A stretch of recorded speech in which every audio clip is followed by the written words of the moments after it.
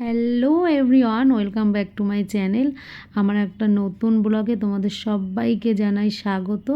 আমার দৈনন্দিন জীবনে ডেলি রুটিনের মধ্যে আজকে একটা দিন, যেই দিনটা আজকে তোমাদের সাথে আমি একটু শেয়ার করছি। এটা ছিল একদম সকালবেলার একটা ভিডিও। সকালবেলা ঘুম থেকে উঠে ফ্রেশ হয়ে রান্না বসিয়ে দিলাম। আর এই দিনটা কিন্তু ছেলেদের স্কুল ছিল না, যার জন্য ছেলেদের জন্য আর আলাদা করে স্কুলের জন্য টিফিন বানাইনি। সকালবেলা উঠেই রান্না শুরু করে দিয়েছি, কারণ তাড়াতাড়ি করে রান্নাটা করে রাখতে হবে। আজকে আমাদের ফল সিলিং করতে আসবে ডাইনিং ঘরের। যেমন এইটা বেডরুম ছিল আমাদের, এই ফল সিলিংটা 1 বছর আগে করে রেখে দিয়েছিলাম, রং টং কিছু করা হয়নি। আর এই যে ছেলেরা ঘুমাচ্ছে। আর এই পাশের ঘরের কিন্তু ফল সিলিং আমরা করে রেখেছিলাম, কিন্তু এটা ছিল আমাদের ডাইনিং রুম, যেটার ফল সিলিং কিন্তু আমাদের করা হয়নি। আর এই ফল সিলিং করতেই কিন্তু আজকে লোক আসবে, যার জন্য টুকটাক যেসব জিনিস আছে সেগুলো একটু সরিয়ে ফেলতে হবে। কোথায় কি রাখবো না রাখবো তাই দেখছিলাম। আর এটা ছিল আর একটা বেডরুম, যেটারও কিন্তু ফল সিলিং আমাদের করা হয়ে গেছিলো। মোট 3টে বেডরুম, 3টে বেডরুমেরই ফল সিলিং করা হয়ে গেছিলো, কিন্তু ডাইনিং রুম, রান্নাঘর এগুলোর ফল সিলিং করা হয়নি। আর এই যে পাশে যে ফ্রিজটা আছে এটাকেও সরাতে হবে। এটা একটা বেডরুম, এটার ফল সিলিংও করা হয়ে গেছে, কিন্তু এই ফল সিলিংটা একটু ঠিক করাতে হবে, কারণ এইটার ডিজাইনটা না আমাদের কারোরই সেরকম খুব একটা পছন্দ হয়নি, তার জন্য ওটাকে আবার ঠিক করাতে হবে। আর এটা হচ্ছে রান্নাঘর, রান্নাঘরের ফল সিলিংটাও আমরা করিয়ে নেব একবারে। চিমনির পাইপও লাগানো হয়নি, কিছু না। তারপরে কিন্তু আমি রান্না বান্না কমপ্লিট করে চলে গেলাম একটু বাজারে। আমাদের এদিকেই নিউ টাউন NKDA মার্কেট এটাকে বলে। এখানে চলে গেলাম বাজারে। এখান থেকে কিন্তু আমি মাছ কিনেছিলাম, আর ফলও কিনে নিয়েছিলাম, কিছু সবজিও কিনে নিয়েছিলাম। সবটা তো আর ভিডিও করে দেখানো হয়নি, কারণ আমি একা একাই গেছিলাম। আর যেটুখানি পেরেছি সেটুখানি একটু ভিডিও করছিলাম। আর এখান থেকে আমি বড় বড় সাইজের চিংড়ি মাছ কিনেছিলাম আর পুঁটি মাছ কিনেছিলাম।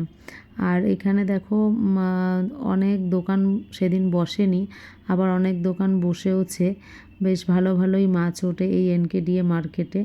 তারপরে কিন্তু এসে আমি আমার দোকানটা খুলে দিলাম। দোকান খুলতে সেদিন একটু দেরি হয়েছিল, 10টা বেজে গেছিলো, কেননা আমি বাজার টাজার করে তারপরে উপরে রেখে এসে তারপরে কিন্তু আমি দোকান খুলেছিলাম। আর দোকান খুলে কিন্তু আমি সুন্দর করে আর কি সব কিছু গুছিয়ে গাছিয়ে নিচ্ছিলাম। আর ছোট ছেলে একটু ফোনটা ধরেছিল, আর ওরা তারপরে ওপরে গিয়ে পড়তে বসেছিল। আর দোকানে যা রোদ্দুর চলে এসছে, মানে এখন শীতকাল, কিন্তু তাও আমাদের এখানে রোদের খুব তাপ। তার জন্য এই ক্লিপগুলো কিন্তু আমি পুরো ছড়িয়ে ঝুলাই না, সকালবেলা একটু এক জায়গায় আর কি 2, 3, 4টে করে ঝুলিয়ে দিই। আর রাতের দিকে একটু সুন্দর করে গুছিয়ে গাছিয়ে বাইরেতে মালগুলো ঝুলাই। দিনের বেলা কিন্তু অতটা মালগুলো ঝুলাই না, কেননা রোদ্রের কারণে না এইগুলো সব নষ্ট হয়ে যায়। তারপরে কিন্তু আমি বাজার থেকে যে ফল কিনে এনেছিলাম তার মধ্যে কিন্তু আমাদের একটা ফেভারিট ফল ছিল, সেটা ছিল আতা ফল। তাই আমি ছেলেকে ডাকছিলাম যে আয় আতা খাবো। তারপরে কিন্তু ছেলে চলে আসলো, কারণ ছোটো ছেলেরও আতাটা খুব ফেভারিট। আমার বড় ছেলে একদমই আতা এসব খেতে ভালোবাসে না। তারপরে কিন্তু এই যে চলে আসলো ছেলের বাবাও। তারপরে কিন্তু আমরা সবাই মিলে আতা খেয়ে নিয়েছিলাম। আর আতাটা একদম পুরো পাকা ছিল আর খুব টেস্টি ছিল আতাটা। 2টো আতা কিনে এনেছিলাম, 2টো আতাই কিন্তু আমরা খেয়ে নিয়েছি একদম এসেই সঙ্গে সঙ্গে। আতাটা খেতে এত সুন্দর, ছোটো ছেলেকে দিচ্ছিলাম। ছোটো ছেলেরও কিন্তু খুব ফেভারিট একটা ফল এই আতাটা। আমরা কিন্তু সবাই মিলে খাওয়া দাওয়া করার পরে আর রাস্তা থেকে দেখো এখানে একটা কীর্তনের দল যাচ্ছিল, তারও একটু ভিডিও আমি করে নিলাম। এটা ছিল মানে কীর্তনের লাস্ট দিন, যেদিন আর কি একটু ঘুরে ঘুরে নগর কীর্তন করা হয়, সেই রকমই কীর্তন করে তারপরে কিন্তু খিচুড়ি ভোগ হবে, তার জন্য একটু নগর কীর্তন করছিল ওরা। আর এই মাসি চলে এসেছিল আমার দোকানে, এসে চলে গেল। আর এখানে একটু ভিডিও করছিলাম, বেশ ভালো লাগছিল কীর্তনটা।